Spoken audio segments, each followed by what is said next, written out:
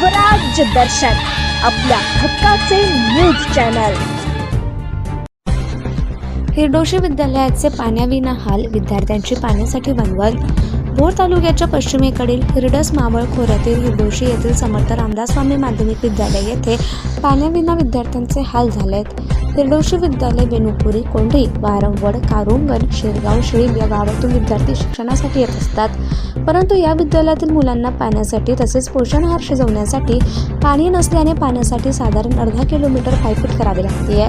हिरडोशी विद्यालय महाड पंढरपूर रस्त्यालगत असून रस्त्यावर वाहने सुसाट वाहत असतात। याच रस्त्यावरून विद्यार्थी पाण्यासाठी पायपीट करतात, त्यामुळे विद्यार्थ्यांचा अपघात होण्याची शक्यता आहे। काही विद्यार्थी हंडा कळशी घेऊन तर मोठे विद्यार्थी 35 लिटरच्या कॅनमध्ये पाणी भरून लाकडाच्या साह्याने वाहून नेत असल्याचे निदर्शनास आले।